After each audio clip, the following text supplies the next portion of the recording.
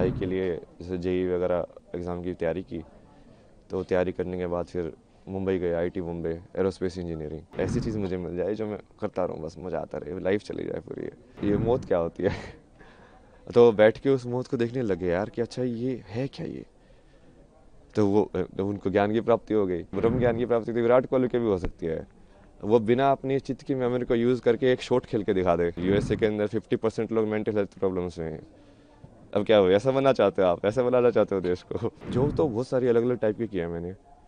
Like अभी जो last job थी वो तो इसमें थी, यूआई यूएक्स के अंदर। ये ऐप्स वगैरह डिज़ाइन करना, वेबसाइट डिज़ाइन करना, इसका फ्लो वगैरह डिज़ाइन करना। यहाँ पे बेसिकली महाकुंभ के अंदर देश के सबसे बड़े बड़े साइंटिस्ट में आने चाहिए। वो इसरो के साइंटिस्ट वही बैठ के तुम डिस्कस करो ना विज्ञान को, और वो बोलो उन बाबा को कि जो तुम्हारे पास ज्ञान है तो तुम इस चीज़ का भी जवाब दो। जैसे इस सवाल पहले मुझसे कुछ पूछा था ना, कहाँ से आए हो? तो उसको बहुत सारे जवाब देता था। वो कभी बोलता था कैलाश से आया हूँ, कभी बोलता था मैं कुंड से आया हूँ, कभी बोलता था कि यहाँ से आया हूँ। बट फिर मुझे समझ में आया कि ये जो आप जो पूछ रहे हो उसके हिसाब से दो। ये पूछ रहे हैं कि हाँ अभी इस शरीर का जन्म कहाँ से हुआ है। तो हाँ, उसका वो तो हरियाणा में जन्म है मेरा। हरियाणा में झज्जर जो ज़िला है, तो स्कूलिंग वगैरह वहाँ से हुई। फिर उसके बाद पढ़ाई के लिए जैसे जेई वगैरह एग्ज़ाम की तैयारी की। तो तैयारी करने के बाद फिर मुंबई गए, आईटी मुंबई, एरोस्पेस इंजीनियरिंग।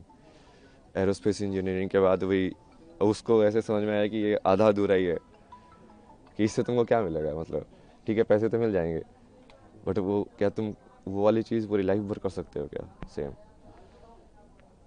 अब वो लाइफ भर यदि नहीं कर सकते हो मतलब तुम उब जाओगे उस चीज़ से। तो मेरे को वैसा चाहिए था, लाइक पूरा जॉब, लाइक हाँ ऐसी चीज़ मुझे मिल जाए जो मैं करता रहूँ, बस मज़ा आता रहे, लाइफ चली जाए पूरी। और उसकी खोज में तुम निकलते गए, फिर जैसे मीनिंग ऑफ लाइफ तुम ढूंढते रहते हो, यार ये लाइफ का मतलब क्या है, मुझे क्या करना चाहिए। आगे बढ़ते जाते हो, आगे बढ़ते जाते हो। उसमें बहुत सारे ऐसे रास्ते आए, बहुत सारी चीज़ें हुई बीच बीच में, यहाँ वहाँ मोड़ आए बहुत सारे। धीरे धीरे आके फिर तुमको वही फाइनली वही तुम वैसे ही देखते हो कि जो होना होता है वो वैसे ही होता है। तो वैसे ही हुआ, सत्य तक पहुंचा मैं जैसे भी पहुंचा। लड़खड़ा के भटक भटक के।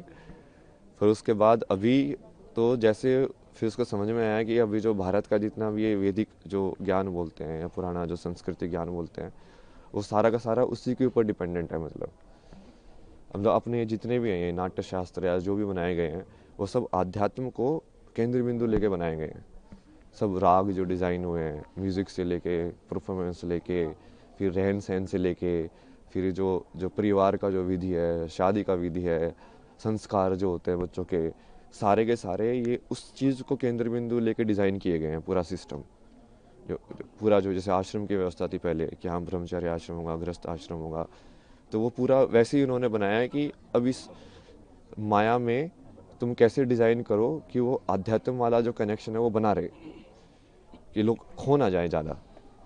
क्योंकि माया को तुम हटा नहीं सकते हो, क्योंकि वो माया बनी हुई इसलिए एंजॉय करने के लिए, उसको जीने के लिए। बट वो यदि कनेक्शन टूट जाएगा, जो कि अभी काफ़ी टूटा हुआ है, अभी लोगों को वही लगता है कि ये सब अलग अलग है। अलग अलग नहीं है, वही की चीज़ है वो। तो बालाजी ऐसी कौन क्या कैसा आध्यात्म है और कौन सी चीज़ें जिसने आपको ट्रिगर किया आध्यात्म में, इस स्पिरिचुअलिटी को? ऐसा तो कुछ नहीं है ना जिसने ट्रिगर किया स्पेसिफिकली। लाइक अलग अलग थे चीज़ें जो अलग अलग मोमेंट किस के लिए किस ट्रिगर मोड़ करते पे गए। जुड़ाव आया आध्यात्म की, अब अध्यात्म में जाना है, क्या हुआ ऐसा? मतलब आध्यात्म आप किसको बोल रहे हो? उसके ऊपर है ना जवाब। अब यदि तुम वैसे देखो तो किसी चीज़ सवाल के बारे में सोचना, बैठ के चिंतन करना, वो भी आध्यात्म ही है। चाहे मैंने कुछ भी पढ़ा हो या नहीं पढ़ा हो, शंकराचार्य को पढ़ा नहीं हो, विवेकानंद को पढ़ा नहीं पढ़ा हो, यदि मैं अपने में ही बैठ के सोच रहा हूँ, बैठ के जैसे रमना महर्षि थे, उनके दिमाग में एक दिन ये ख्याल आया कि ये मौत क्या होती है। तो बैठ के उस मौत को देखने लगे यार कि अच्छा ये है क्या ये। तो वो तो उनको ज्ञान की प्राप्ति हो गई। अब आप क्या बोलोगे, क्या ट्रिगर था उसका, वो क्या जरूरी थी? कुछ जरूरी नहीं थी। क्योंकि वो करने वाला तो अब वो अध्यात्म से रिलेटेड थे क्या नहीं थे। नहीं, उन्होंने तो ऐसा कोई वो साधना नहीं की, कुछ संन्यास नहीं लिया, कुछ नहीं किया। तो उसमें भी वही है कि आप उस चीज़ को अलग करके देखोगे कि हाँ अध्यात्म में आ गए हो, ऐसा कुछ नहीं है। जो भी इंसान ईमानदारी से सवाल करता है, मतलब सत्यनिष्ठा के साथ, कि हाँ अब मुझे इस चीज़ को जानना ही है, चाहे वो मैथमेटिक्स हो, चाहे वो कोई फिजिसिस्ट हो, चाहे कोई कैसा भी साइंटिस्ट हो, वो बोलेगा कि नहीं नहीं मुझे इस पूरे सत्य को जानना है, तो वो वही चीज़ में पहुंचेगा फाइनली। महाराज जी, ऐसी कौन सी चीज़ है आज की पीढ़ी का जो आध्यात्म से एक अलग वो होता जा रहा है, उसको लेकर के क्या कहेंगे, क्या दृष्टिकोण है आध्यात्म का है? क्या चीज़ है जो इस पीढ़ी को अध्यात्म से अलग कर रही है? और दृष्टिकोण क्या होना चाहिए? दृष्टिकोण तो यही होना चाहिए कि ये सब उसी के ऊपर ही बेस है, कि जो बेस है वो आध्यात्म ही है। जो जिस चीज़ को तुम, जहाँ पे हम जी रहे हैं उस ज़िंदगी में, यदि तुम्हारे पास यही सवाल नहीं आया कि मृत्यु के बाद क्या होना है मेरा, और ये मैं जन्म से पहले क्या था, मैं कुछ था कि नहीं था, तो इस सवाल के बारे में तो सोचोगे ना। बुद्ध को यही तो सवाल आए दो चार, लाइक ये बूढ़ा क्यों होता है, ये इंसान मरने के बाद क्या होता है, ये मृत्यु क्या होती है। अब आप सोच के देखो मृत्यु क्या होती है। अब आप सोचोगे, चिंतन करोगे, आपको समझ में आएगा यार इसका जवाब कहाँ मिलेगा। फिर आप ढूंढोगे कि अच्छा तू दे सकता है क्या इसका जवाब, तू दे सकता है क्या इसका जवाब। मान लो सेटिस्फाई हुए, आपको समझ में आया कि हाँ ये जवाब है, नहीं तो जो आप उसको जो पद्धति है उसको फॉलो करोगे कि हाँ अच्छा इसको ऐसे जवाब इसका पाया जा सकता है। तो उसके वही बहुत सारे तरीके हैं, बट वो हर चीज़ वही से रिलेटेड है। आप सेम चीज़ लाइक क्रिया योगा में मैंने लोगों का एग्जाम्पल भी दिया ना कि ब्रह्म ज्ञान की प्राप्ति तो विराट कोहली के भी हो सकती है। वो बिना अपनी चित्त की मेमोरी को यूज़ करके एक शॉट खेल के दिखा दे, सिर्फ उस मोमेंट में रह के, कि उस टाइम पे उसको मसल मेमोरी यूज़ नहीं कर रहा है वो, कि हाँ ऐसे बोला ही तो मुझे ऐसे शॉट खेलना है, क्योंकि जनरली मसल मेमोरी यूज़ करते हैं, रिफ्लेक्स में होता है सब कुछ। बिना रिफ्लेक्स यूज़ किए उस प्रेजेंट मेमोरी में रह के यदि वो मोमेंट कर सकता है तो वो क्रिया योगी बन जाएगा। ऐसे डांसर लोग भी कर सकते हैं कि यदि उस पूरी मोमेंट को वो एम्बॉडी करे, पूरा चेतना के अंदर आए कि हाँ मेरा हाथ ऐसे घूम रहा है, पूरा देखेंगे हाँ वो क्रिया हो कैसे रही है, तो वो भी क्रिया योगी बन सकते हैं। तो ये कोई ऐसा नहीं है ना कि वो असली ज़िंदगी से सेपरेट है, ये एक ही चीज़ है। वो बस आप कितनी डेप्थ में उसको देखना चाहते हो उसके ऊपर है। अभी हम पूरा सुपरफिशियल उसमें देख रहे हैं, और इसके भी बहुत सारे कारण हैं। मतलब ये पश्चिमी सभ्यता का असर है। अब ये सुबह जैसे वो फ्रांस में एक थी, उनसे बात हो रही थी, वो यही बता रहे थे कि वहाँ पे तो लोग बहुत क्लोज्ड है, मतलब, और वहाँ पे लोगों को इन सब चीज़ों में इंटरेस्ट नहीं होता है। लाइक सब इंडिविजुअलिटी में और लाइक मटेरियलिज्म को और के चक्कर में पड़े रहते हैं, जो थोड़ा बहुत असर हमारे ऊपर भी हो गया है, क्योंकि वो अब हम हमारे पर वो राज करके गए तो हमारे अंदर इन्फीरियरिटी कॉम्प्लेक्स आ गया कि इनके अंदर कुछ तो बढ़िया होगा जिसकी वजह से ये हमसे पावरफुल बन पाए।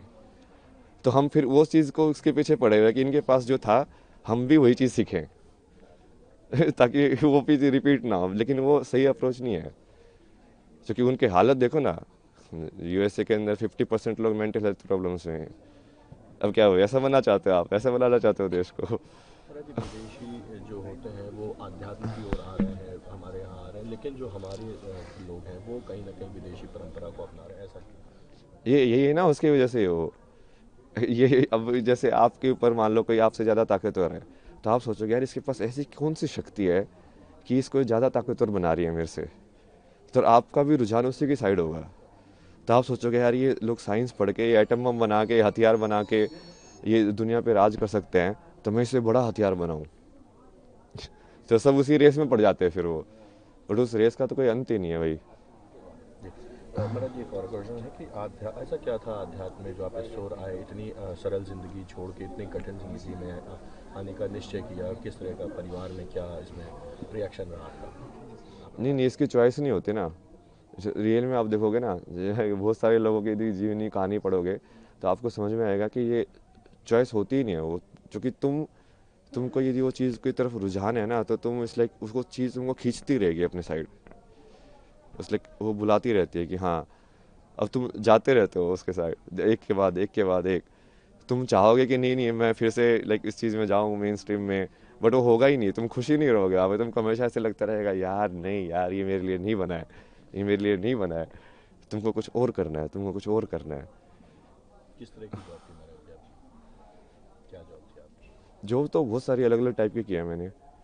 लाइक अभी जो लास्ट जॉब थी वो तो इसमें थी, यूआई यूएक्स के अंदर, ये ऐप्स वगैरह डिज़ाइन करना, वेबसाइट डिज़ाइन करना, इसका फ्लो वगैरह डिज़ाइन करना।